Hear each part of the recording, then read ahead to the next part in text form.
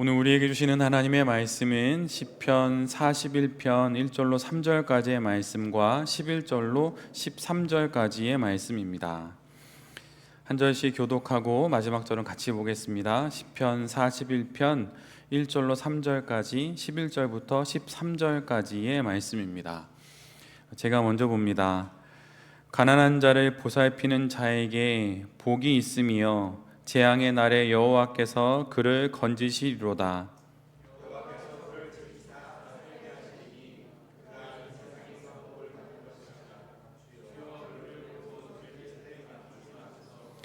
여호와께서 그를 병상에서 붙드시고 그가 누워 있을 때마다 그의 병을 고쳐 주시나이다.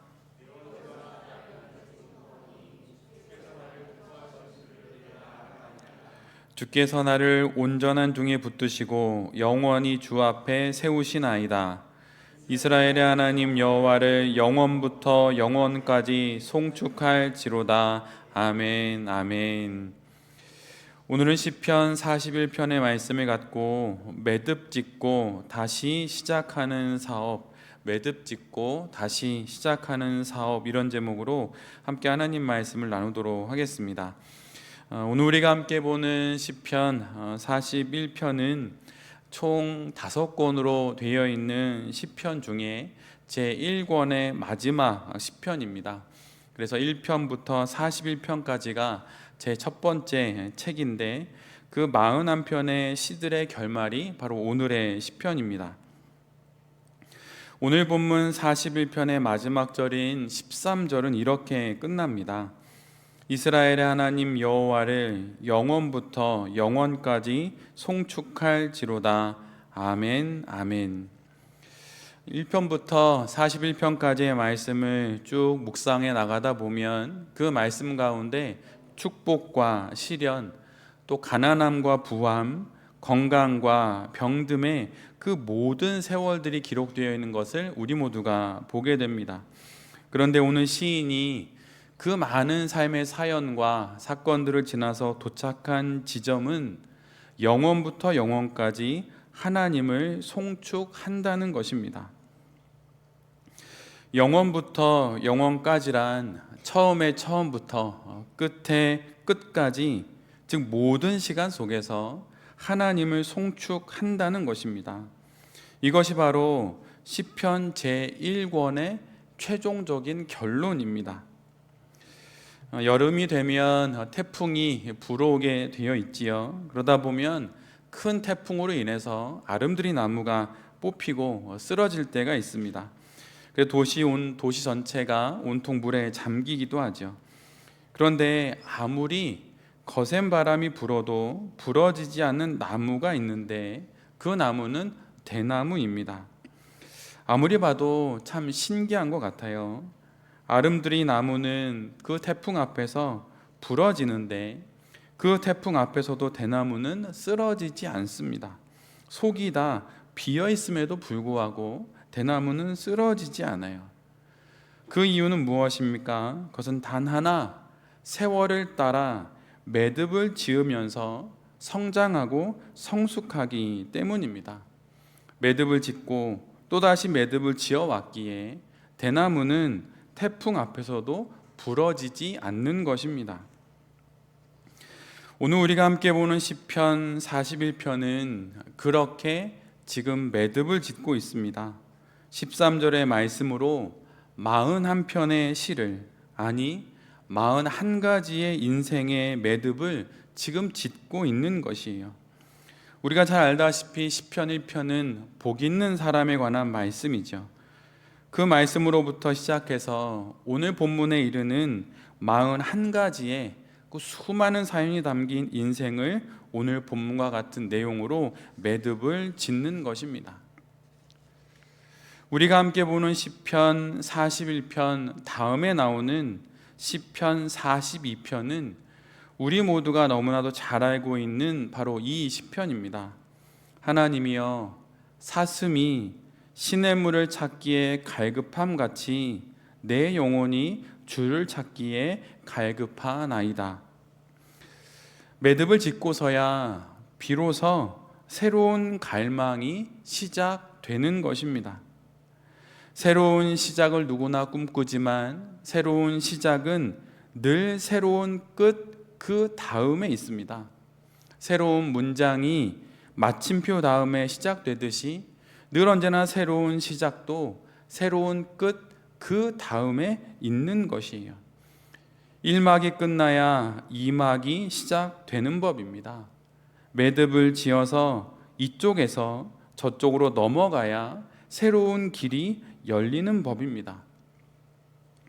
어쩌면 길이라고 하는 것은 앞을 향해 내달릴 때 열리는 것이 아니라 내 뒤에 선을 긋는 것으로 시작되는지도 모릅니다. 운동의 날 100m 달리기를 대부분 합니다. 근데 100m 달리기를 하려면 모두들 출발선에 나란히 섭니다. 그리고 탕 하고 출발 신호가 울리면 모두들 앞으로 달리게 되지요. 결승점을 향해서 달립니다. 어쩌면 우리가 새로운 사업의 출발을 만들지 못하는 이유는 매듭이라고 하는 그 출발선을 내 사업에 긋지 못하기 때문일 수 있습니다. 아쉽고 미련이 남고 고개를 돌리자니 아까운 그런 기회가 보이기 때문이지요. 그러나 정말 새로운 시작을 하기를 원한다면 이제는 매듭을 지어야 합니다. 꽉꽉 동여매어 다시는 풀리지 않도록 그렇게 매듭을 지어 그것이 새로운 출발선이 되게 해야 한다는 것이에요. 매듭을 지어 나의 마음이 이곳에서 저곳으로 건너가야 새로운 사업의 기회가 비로소 시작되는 것입니다. 월가의 전설적인 투자자인 피터 린치가 말한 10가지의 투자 원칙이라고 하는 내용이 있어요. 그의 책을 읽다가 보게 되었는데 그가 갖고 있는 10가지 원칙 중에 6번째 원칙은 이것입니다. 백밀러를 통해서 미래를 볼 수는 없습니다.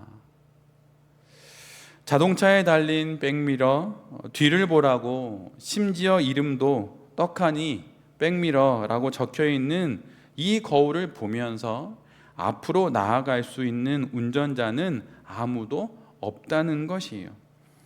그런데 많은 이들이 후회를 하고 아쉬워하며 자꾸 백미러를 쳐다봅니다. 그러면서 정작 자신의 앞날이 열리기를 바라죠. 이런 일은 벌어지지 않는 것입니다. 일어나지 않는 일입니다. 앞으로 가기 위해서는 백미러를 볼 것이 아니라 차선을 맞춰서 앞을 바라보며 운전을 해야 하는 것이에요. 이미 지나버린 일, 이미 내려진 결정, 이미 받아버린 그 결과를 놓고 아무리 백미러를 돌아본다고 해서 그 일이 없었던 일이 되는 것이 결코 아닙니다.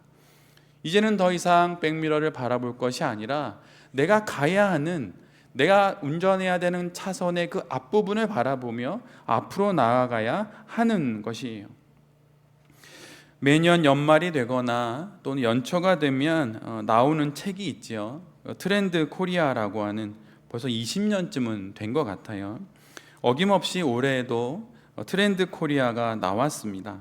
근데 제가 예전에 봤던 그 책의 한 부분에 그 책의 저자가 인용한 피터 드러커의 말이 있었어요. 그는 이렇게 이야기합니다. 격변의 시대에 가장 위험한 것은 격변 자체가 아닙니다. 가장 위험한 것은 지난 사고방식을 버리지 못하는 것입니다.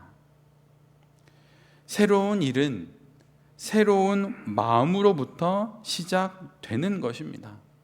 세상이 요란하게 변하고 이거 위험하다 라고 말하는 것으로 우리가 그 어려움 앞에서 그 문제를 해결할 수 있는 것이 아니에요. 오히려 나의 사고방식이 너무 오래된 것은 아닌지, 버려야 할 사고방식을 아직도 붙잡고 있는 것은 아닌지 그 부분을 돌아봐야 한다는 것입니다. 에스겔 36장은 하나님께서 이스라엘을 정결케 하시는 예언의 말씀이 기록된 본문입니다. 그런데 그 정결케 하시고자 하시는 그 말씀에 다음과 같은 26절의 말씀이 기록되어 있어요.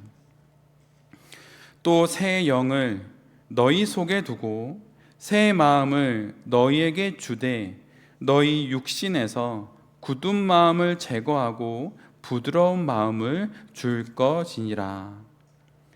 하나님께서 새 영과 새 마음을 우리에게 주신다고 합니다.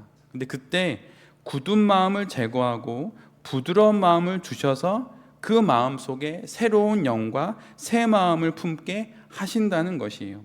그런데 원문을 보면 굳은 마음이란 돌과 같은 마음을 말합니다. 바위와 같은 마음이에요. 반면에 부드러운 마음은 살코기 같은 마음입니다. 그래서 화살을 쏘면 그 화살이 팍팍 박히는 그러한 마음이 바로 부드러운 마음이라고 하는 것입니다. 바로 그런 부드러운 마음에 새 마음, 새 영이 부어지게 되고 바로 그럴 때 새로운 인생이 시작되는 것입니다. 이미 지난 일은 더 이상 마음을 두지 마십시오. 새 마음, 새 영, 새 영혼이 되어 새 일을 시작하는 것이 바로 참된 그리스도인의 이 땅에서의 삶의 모습인 것이에요. 이미 지나버린 나의 시간이 아닌 또한 내가 어찌할 수 없는 과거의 그 일을 놓고 더 이상 연연하거나 붙잡혀서는 안 되는 것입니다. 이제는 매듭을 짓고 새롭게 새 마음을 갖고 하나님께서 부어주시는 새 영과 새 마음으로 그 일을, 우리의 인생을 살아가야 하는 것입니다. 다시 새롭게 우리 모두는 한 주의 사업을 시작합니다. 그리고 특별히 이번 주는 또 설 연휴를 지나서 음력으로 또 새로운 새해가 시작이 되지요. 올 초에 1월 1일 신정 때 지나온 과거의 매듭을 짓지 못했다면 다시 허락해 주신 이 설 명절을 계기 삼아서 지나버린 일들의 매듭을 짓고 새 영으로 새롭게 시작하는 우리 모두가 되기를 간절히 바랍니다. 그러한 기도로 하나님께 나아갈 때 하나님께서 분명 새 일을 허락해 주실 것입니다. 하나님을 위하여 사업을 하는 자들에게 하나님께서 분명 새 일을 허락해 주실 것입니다. 우리가 조금 전에 함께 부른 찬양에 이런 가사가 있어요. 나를 빚으시고 새날 열어 주소서, 내 잔을 채워 주소서. 이런 찬양의 가사가 있습니다. 옛 잔을 비워내야 새 포도주가 부어질 수 있는 것입니다. 그렇게 새날은 우리에게 오는 것이에요. 이미 지나버린 일, 이미 과거가 된 모든 일들로부터 이제는 돌아서십시오. 선을 그으십시오. 그리고 거기에서 새로운 출발선이 시작되었다 여기고 하나님과 함께 다시 새 일을 시작하는 우리 모두가 되어야 할 것입니다. 여기 계신 모든 대표님들과 또 이 말씀을 전하는 제자신이 새 영을 받아 새 마음으로 새 일을 시작하는 그러한 사업가와 목회자가 될 수 있기를 간절히 기도드립니다. 아멘.